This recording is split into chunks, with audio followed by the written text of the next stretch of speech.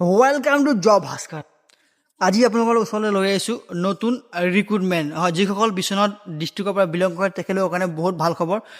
গাঁও প্ৰধানৰ ৰিক্ৰুটমেণ্ট 2026 চনৰ 13টা পোষ্ট আছে। সকলোখিনি অফলাইন হ'ব। ভিডিঅ'টো বিনা স্কিপ কৰি চাব। সকলোখিনি তথ্য এই ভিডিঅ'তে মই ক্লিয়াৰ কৰি দি আছোঁ।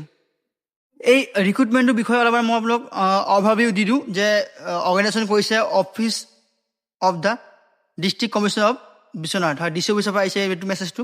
পোষ্ট নাম হৈছে গাঁও প্ৰধান, মানে ভিলেজ হেড, মানে গাঁওবুঢ়া। টোটেল এটা পোষ্ট আছে 13টা হয়, 13টা পোষ্ট আছে। লোকেশ্যন হৈছে বিশ্বনাথ ডিষ্ট্ৰিক্ট, অসম। এপ্লিকেশ্যনটো হ'ব অফলাইন, কোনো ধৰণৰ অনলাইনৰ নাই, সকলোখিনি হ'ব অফলাইন। লাষ্ট ডেট হ'ব 27 জুলাই আৰু আৰম্ভণি হ'ব কেতিয়াৰ পৰা সেইটো মই ভিডিঅ'ত কৈ আছোঁ। আৰু আপোনালোকৰ মান্থলি চেলাৰী হ'ব 14,000 টকা। ভেকেঞ্চিটোৰ বিষয়ে অলপমান মই জনাই দিওঁ আপোনালোকক। কোনটো আপোনাৰ মৌজাত কোনটো চাৰ্কুলাৰত কিমান চিট আছে। ৰেভিনিউ চাৰ্কুল হৈছে বিহালী, মৌজা হৈছে ব্ৰহ্মজান। ইয়াতে দুটা গাঁৱৰ 4টা পোষ্ট আছে। লট নম্বৰ 4 আৰু পোষ্ট নম্বৰ 1, ইয়াতে এটা পোষ্ট আছে।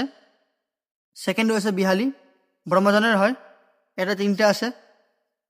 জালুকবাৰী, দুবাবাৰী আৰু উত্তৰপাৰা, ইয়াতে লট নম্বৰ 4 পোষ্ট আছে এটা। তাৰপিছতো হৈছে বিহালী, ব্ৰহ্মজানৰ হয়, ইয়াতে 3টা গাঁৱৰ লট নম্বৰ 5 আৰু পোষ্ট আছে এটা।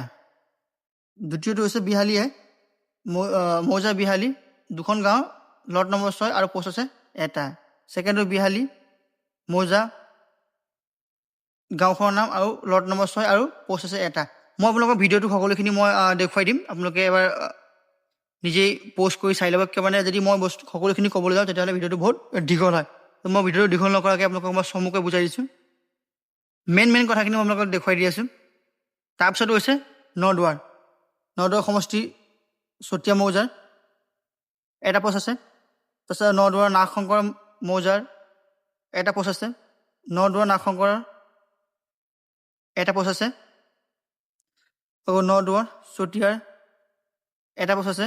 নদুৱাৰ নাগশংকৰৰ এটা পোষ্ট আছে।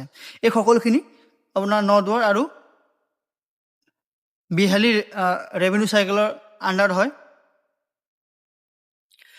এতিয়া মেইন কথা হ'ল এডুকেশ্যন কোৱালিফিকেশ্যন হয়। এডুকেশ্যন কোৱালিফিকেশ্যন কিমান লাগিব ইয়াতে ক্লিয়াৰ মেনশ্যন কৰি দিছে। কেণ্ডিডেট মষ্ট হেভ পাছ 10 পাছ হয়। আপোনালোকে 10 পাছ হ'বই লাগিব, তেতিয়াহে আপোনালোকে এপ্লাই কৰিবৰ কাৰণে এলিজিবিলিটি হ'ব।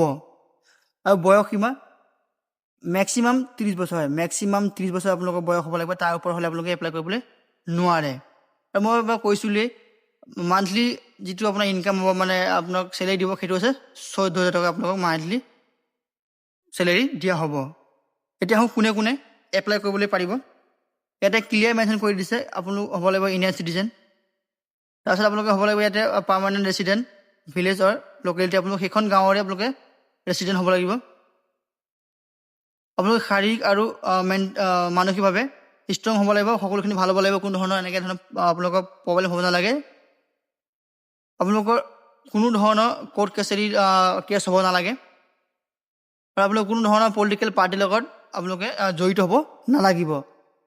লগতে এটা কথা ক্লিয়াৰ কৰি দিছে, আপোনালোকক ইয়াতে কোনো ধৰণৰ আপোনালোক গভৰ্ণমেণ্ট এমপ্লয় হ'ব নালাগিব। যদি আপুনি গভৰ্ণমেণ্ট এমপ্লয় হয় তেতিয়াহ'লে আপোনালোকে এপ্লাই কৰিব নোৱাৰে, আৰু তেতিয়া আপোনালোকে চাকৰিৰ কাৰণে এলিজিবিলিটি নহ'ব।